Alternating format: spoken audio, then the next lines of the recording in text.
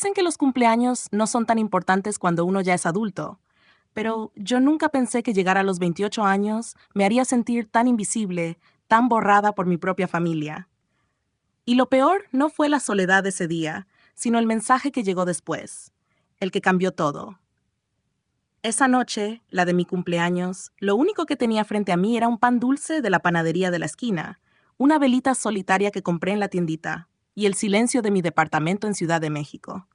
Nadie llamó, nadie mandó un mensaje, ni siquiera un meme en el grupo familiar. Me quedé viendo la llama diminuta como si de ahí pudiera salir alguna respuesta, alguna señal de que todavía importaba. Pero no llegó nada, ni de mi mamá, ni de mi hermano Luis. Una semana después, mientras trataba de concentrarme en mi trabajo, mi celular vibró. Vi el nombre de mi mamá y sentí un pequeño alivio, como si al fin se hubiera acordado de mí. Lo abrí con una sonrisa frágil, pero lo que leí me heló la sangre. 50,000 pesos para la fiesta de Luis en Cancún. Depósitalo antes del viernes. No había un hola, no había un ¿cómo estás? Mucho menos un feliz cumpleaños atrasado. Solo una orden, un precio, como si yo fuera un cajero automático con su apellido. Me quedé mirando la pantalla varios minutos. El corazón me latía tan fuerte que hasta escuchaba el eco en mis oídos. Quise gritar, quise llorar, quise romper el teléfono, pero me quedé paralizada. Recordé la última vez que me atreví a reclamarle algo. Fue hace años y ella solo me dijo, eres muy dramática, ya crece. Esa frase me dolió más que cualquier silencio. Esa tarde algo dentro de mí empezó a cambiar. No fue odio, no fue rabia, fue claridad. Una claridad tan fría como el filo de un cuchillo, porque entendí que esa indiferencia no había nacido ese día. No era un error pasajero, era la historia de toda mi vida. Cuando mi papá murió, yo tenía 14 años. Luis apenas 11. Mi mamá se desplomó en su tristeza y yo, en lugar de llorar como una niña, me convertí en adulta de la noche a la mañana. Aprendí a cocinar, a pagar los recibos de luz y agua, a trabajar los fines de semana en la tiendita de Don Chuy para traer unos cuantos pesos a la casa. Mientras tanto, Luis rompía un vaso y se ponía a llorar. Mi mamá decía que era demasiado sensible, que no lo presionáramos. Lo cubría como si fuera de cristal. A mí me veía como de hierro. No me protegió, me usó. Años después, nada cambió. Los cumpleaños de Luis eran fiestas enormes, con mariachi, globos, mesas llenas de comida, hasta botellas de tequila importado. Mis cumpleaños, en cambio, se reducían a una acierto felicidades y, si tenía suerte, un pastel barato del súper. Luis estrelló el coche 2 veces y mi mamá le mandó dinero para arreglarlo. Yo me atrasé un mes en la renta de mi depa y lo único que recibí fue un sermón sobre responsabilidad.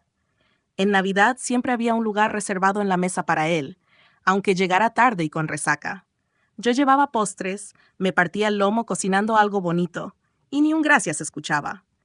Cada vez me decía a mí misma que estaba exagerando, que era muy sensible, que debía ser más fuerte.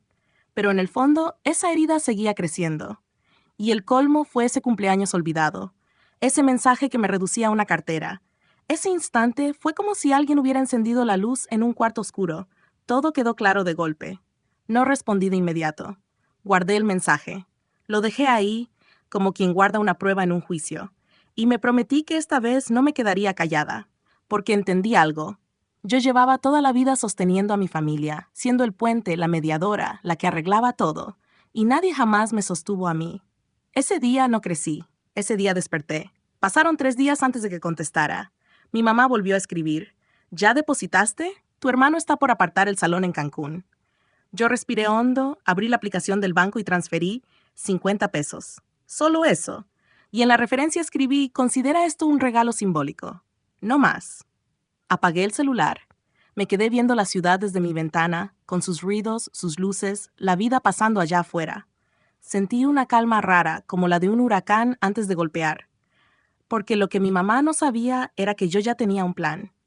Llevaba meses guardando papeles, estados de cuenta, documentos viejos de la empresa de mi papá, cosas que nadie se había tomado la molestia de revisar. Nadie, excepto yo.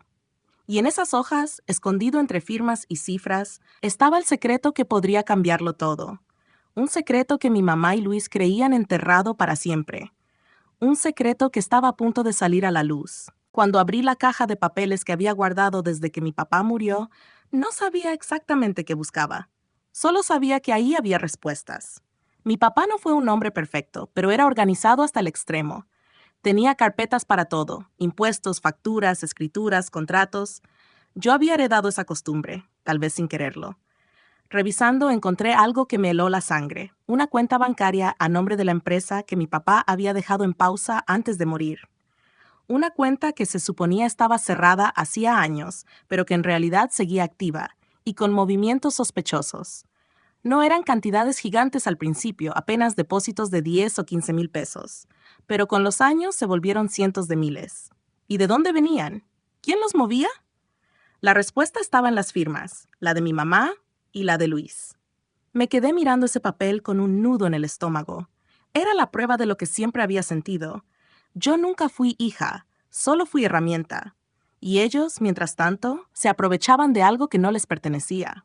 Lo que me rompió no fue la estafa en sí, sino darme cuenta de que mi mamá había falsificado la firma de mi papá primero, y luego la mía en ciertos documentos. Yo tenía la mitad de esa empresa por derecho, y aún así me borraron como si yo no existiera.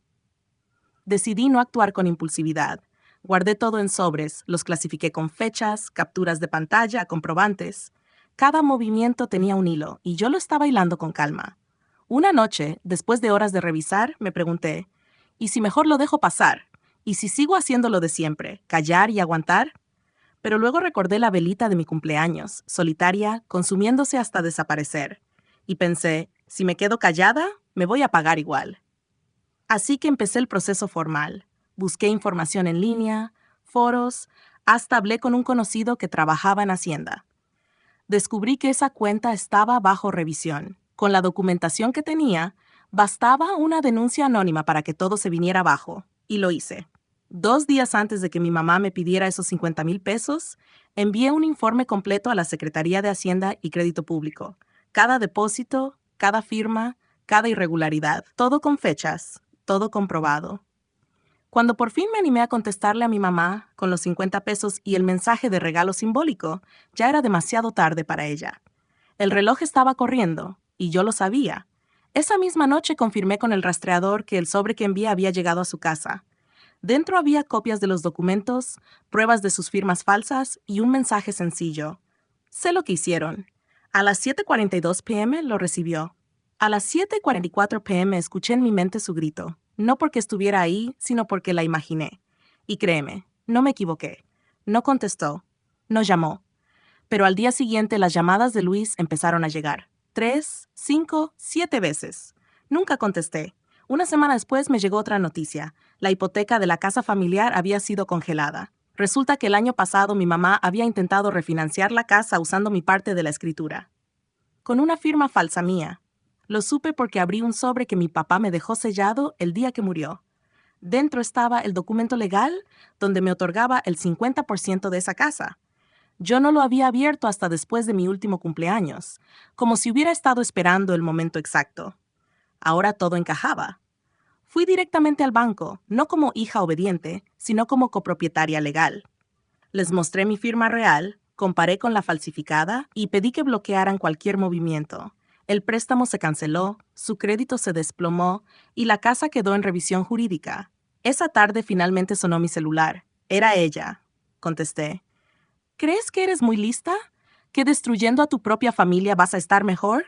Me gritó, con esa voz llena de rabia que solo escuchaba cuando se trataba de defender a Luis. Yo guardé silencio unos segundos, y luego respondí, tú me borraste primero. Yo solo devolví el favor, con intereses. Hubo un silencio al otro lado. Podía escuchar su respiración, pesada, entrecortada. Luego colgó. Al poco rato Luis intentó llamarme también, pero en lugar de gritos, él usó lágrimas.